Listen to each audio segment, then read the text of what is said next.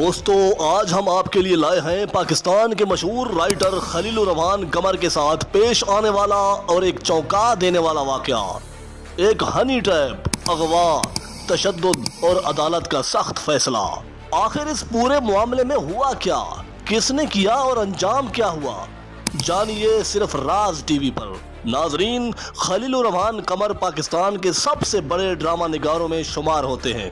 میرے پاس تم ہو، پیارے افضل اور لندن نہیں جاؤں گا جیسے سپر ہٹ ڈرامے اور فلمیں ان کے کریڈٹ پر ہیں۔ وہ اپنے بولڈ خیالات اور دو ٹوک باتوں کے لیے بھی مانے جانے جاتے ہیں، مگر 15 جولائی 2024 میں ان کی زندگی کا سب سے بھیانک باب لکھا گیا، یعنی ہنی ٹریپ جیسا جال بچھایا گیا۔ یہ سب اس وقت شروع ہوا جب خلیل الرحمان قمر صاحب سے ایک نوجوان خاتون آمنہ عروج نے رابطہ کیا، اور اس لڑکی نے خود کو ایک رائٹر، ڈائریکٹر یا شوقیہ فنکارہ ظاہر کیا، اور انہیں کہا کہ وہ ایک ڈرامے پر کام کر رہی ہیں جس کے لیے ان کی رہنمائی چاہیے۔ ابتدائی رابطے واٹس ایپ پر ہوئے، پھر بحریہ ٹاؤن میں ان کو ملاقات کی دعوت دی گئی۔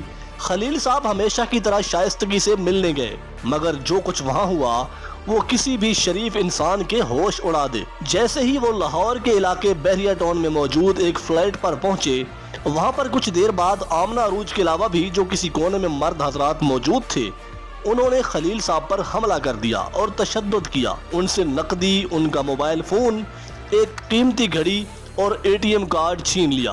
ان کے ATM کارڈ کے ذریعے تقریباً 2.5 لاکھ روپے بھی نکال لیے گئے، اور یہ سب نہ صرف منصوبہ بندی سے ہوا بلکہ اسے ویڈیوز میں ریکارڈ بھی کیا گیا تاکہ بعد میں وقتاً فوقتاً بلیک میل بھی کیا جا سکے۔ جب ان لوگوں نے خلیل الرحمان کو چھوڑا تو خلیل صاحب نے فوراً پولیس سے رابطہ کیا اور بحریہ ٹاؤن کے تھانہ سندر میں مقدمہ درج ہوا، اور پولیس نے بہترین کارروائی کرتے ہوئے موبائل لوکیشنز، CCTV اور بینک ٹرانزیکشن کی مدد سے ملزمان کو گرفتار کرنا شروع کیا۔ ابتدائی طور پر آمنہ عروج اور ممنون حیدر گرفتار ہوئے، اس کے بعد پھر باقی 10 افراد بھی پکڑے گئے۔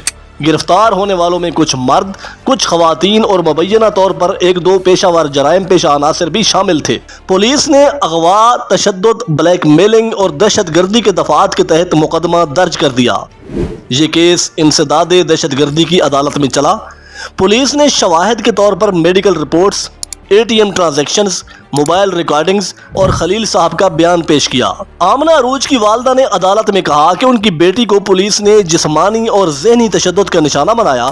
عدالت نے میڈیکل رپورٹ کروائی لیکن شواہد بہت مضبوط تھے۔ 12 دسمبر 2024 کو عدالت نے 12 ملزمان پر فرد جرم عائد کر دی۔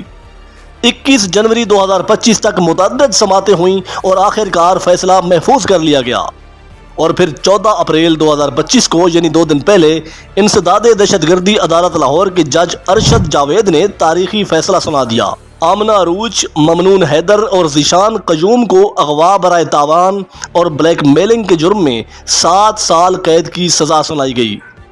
عدالت نے واضح کیا کہ ان تینوں کے خلاف شواہد مکمل تھے، باقی 8 ملزمان کو ناکافی ثبوتوں کی بنا پر بری کر دیا گیا۔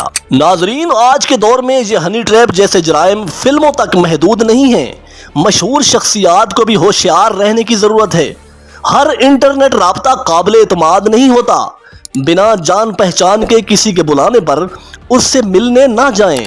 اب دیکھیں نا، یہ واقعہ خلیل الرحمان قمر جیسے فنکار کو صرف جسمانی ہی نہیں، ذہنی اور روحانی طور پر بھی جھنجھوڑ کر رکھ گیا۔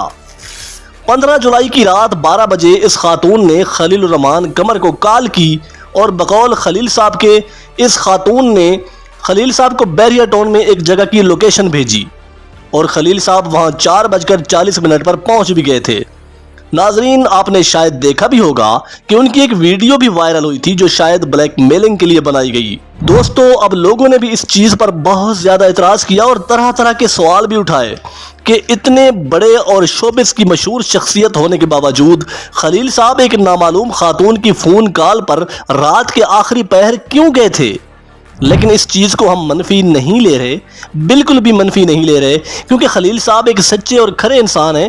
انہوں نے سب باتیں سچ بیان کر دی تھی، اور آخر کئی سماعتوں کے بعد مجرموں کو عدالت نے سزا سنا دی ہے۔ معزز ناظرین، یہ تھی مکمل کہانی خلیل الرحمان قمر کے ہنی ٹریپ کیس کی۔